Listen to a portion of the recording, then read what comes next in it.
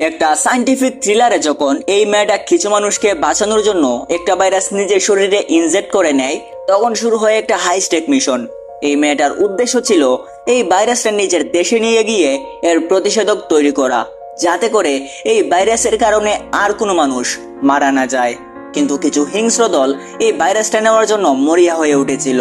তাই মিস্টার মো নামের এই লোকটা একটা টিমকে হায়ার করে, যাতে করে তারা মেয়েটাকে নিরাপদে তার দেশে পৌঁছে দিতে পারে। কিন্তু শেষ পর্যন্ত কি এই মেয়েটা তার দেশে পৌঁছাতে পেরেছিল?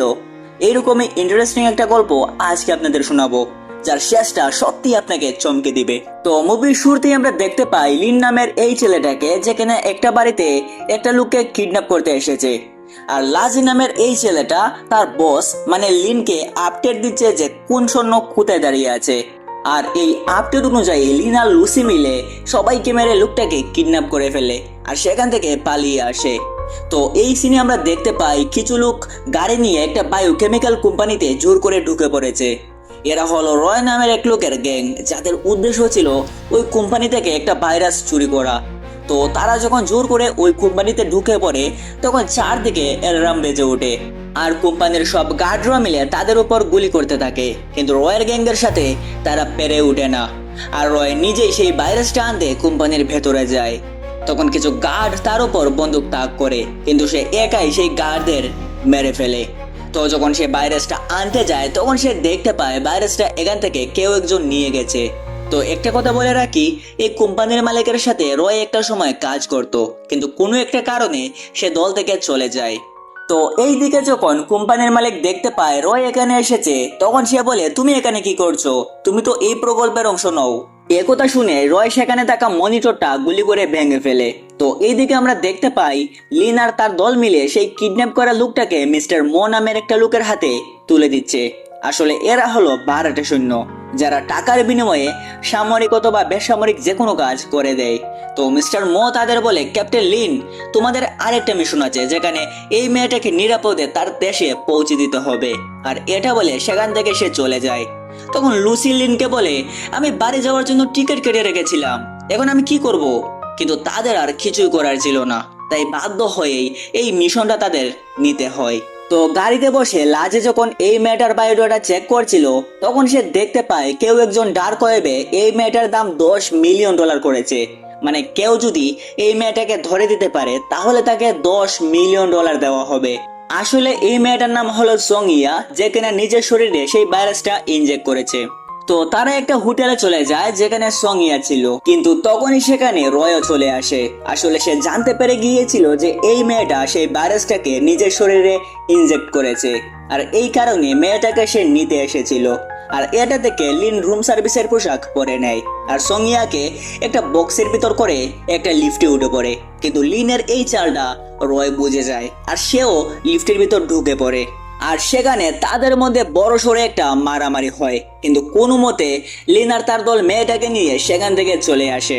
আর সেই লোকটা সঙ্গিয়ার দাম 10 মিলিয়ন থেকে 20 মিলিয়ন করে দেয়। এদিকে লাজি দেখতে পায় তাদের লোকেশন কে যেন ডার্ক ওয়েবে পোস্ট করে দিয়েছে, কিন্তু তারা বুঝতেই পারছিল না এই কাজটা কে করতে পারে। আর এর জন্য জিয়ানের চাচাতো ভাইয়ের একটা ক্যাম্পে তারা চলে আসে। তো ক্যাম্পে আসার পর সেখানের ক্যাম্প লিডার সঙ্গিয়াকে চিনে ফেলে।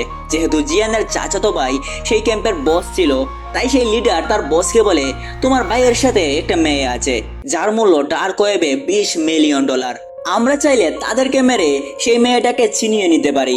তখন জিয়ানের চাচাতো ভাই এ কথা শুনে প্রচন্ড রেগে যায় আর সেই লিডারকে মারতে শুরু করে। তো মার খাওয়ার পর তার মনে একটা জেদ চেপে বসে আর সুযোগ বুঝে জিয়ানের চাচাতো ভাইকে মেরে ফেলে। আর এই দুষ্টা লিনের দলের উপর চাপিয়ে দিয়ে তাদেরকে আক্রমণ করে, কিন্তু লিনের দলের সাথে ক্যাম্পের কেউই পেরে ওঠে না। তখন জিয়ান সেই লিডারকে নৃশংসভাবে মেরে ফেলে আর এইদিকে রাতও নেমে আসে। তাই লুসি আর লাজি মিলে একটা বারে কিছু খাবার কিনতে চলে যায়, কিন্তু সেখানে লাহুয়াং নামের এই লোকটা লুসিকে চিনে ফেলে আর তাদের বন্দি করে লিনকে ভিডিও পাঠায় আর বলে সঙ্গিয়াকে দিয়ে লুসি আর লাজকে চারিয়ে নিতে। এটা দেখে লিন একটা পরিকল্পনা করে আর সঙ্গিয়াকে দিয়ে লুসি আর লাজকে চারিয়ে আনে। আর এইদিকে লাহুয়াংও রয়কে ফোন দিয়ে বলে, সঙ্গিয়া এখন আমার কাছে আছে, তাই তুমি ডিল করতে এখানে চলে আসো। আর এইদিকে লিনও বারের মধ্যে হামলা করে আর সোংয়াকে নিয়ে চলে যেতে চায়, কিন্তু তখনই সেখানে রয় চলে আসে আর লাহুয়াংকে গুলি করে মেরে ফেলে। তখন লিন আর রয়ের মধ্যে আরেকটা বড় সড়ো যুদ্ধ হয়, কিন্তু এবারও লিন রয়ের চোখ ফাঁকি দিয়ে সোংয়াকে নিয়ে চলে আসে। এদিকে লাজি আবারও দেখতে পায় তাদের লোকেশন কে যেন আবারও ডার্ক ওয়েবে পোস্ট করে দিয়েছে। তখন লাজি বুঝতে পারে এটা সোংয়া নিজে করছে, আর এই কথা সে লিনকে বলে। এইদিকে তার একটা বুট নিয়ে এয়ারপোর্টের উদ্দেশ্যে যেতে থাকে। তখন লিন সোংয়াকে বলে, আমরা তোমাকে বাঁচানোর চেষ্টা করছি, কিন্তু তুমি আমাদের দড়িয়ে দিচ্ছ কেন? তখন সোংয়া বলে, তুমি যেরকম তোমার দলকে সবসময় রক্ষা করো, আমিও এইরকমই একজনকে রক্ষা করছি। কিন্তু এই কথা লিনের মাথায় ঢুকে না। তো পরদিন সকালে তারা এয়ারপোর্টে চলে যায়, কিন্তু এয়ারপোর্টের ভেতরে আবারও তাদের উপর আক্রমণ হয়, আর সেটা সেই বায়োকেমিক্যাল কোম্পানির মালিকই করায়। আর আরেকটা কথা বলে রাখি, সোংয়ার দাম 20 মিলিয়ন পর্যন্ত করেছিল এই মহিলাটাই। আর এই আক্রমণের পর তারা সোংয়াকে লিনের চোখ ফাঁকি দিয়ে কিডন্যাপ করে নেয়। তাই লিন তার দলকে বলে সোংয়ার লোকেশন ট্র্যাক করতে, কিন্তু তখন তাদের বস মানে মিস্টার মো ফোন দিয়ে বলে, তোমাদের মিশন সাকসেস, তাই তোমরা বাসায় গিয়ে বিশ্রাম করো। তখন লিন বলে, বস আমাদের কাছ থেকে সোংয়াকে কিডন্যাপ করা হয়েছে। মিস্টার মো বলে উঠে, সোংয়া এখনই তার নিজ দেশে প্রবেশ করেছে, আর তোমাদের সাথে যে ছিল সে হলো সোংয়ার যমজ বোন ওয়াং কিয়ান। সে একজন সাধারণ মানুষ, তাকে উদ্ধার করা জরুরি নয়, তোমরা বাসায় গিয়ে বিশ্রাম করো। তাই লিনের দল বাসায় চলে আসে।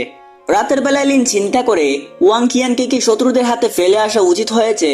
তখনই লিনের মনে পড়ে ওয়াং কিয়াং একবার বলেছিল, তুমি যেরকম সবসময় তোমার দলকে রক্ষা করো, ঠিক তেমনি আমি একজনকে রক্ষা করছি।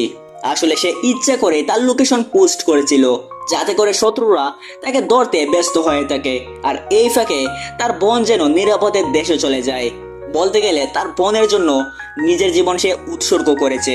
এই কথা ভাবার পর লিনা নিজেকে সামলাতে পারে না, তাই তার দলকে নিয়ে রাতে ওয়াং কিয়াং এর লোকেশন ট্র্যাক করে আর তার কাছে যেতে থাকে। তো এখানে আমরা দেখতে পাই ওয়াং কিয়ানকে অপারেশনের জন্য প্রস্তুত করা হচ্ছে, কিন্তু তখনই সেখানে লিন চলে আসে আর সেখানের গার্ডগুলোকে মেরে ওয়াং কিয়ানকে বাঁচাতে চেষ্টা করে। লিনকে সেখানে দেখে ওয়াং কিয়ান অবাক হয়ে বলে, ক্যাপ্টেন লিন আপনি এখানে কি করছেন? আমি সোংয়া নই। লিন বলে, আমি জানি।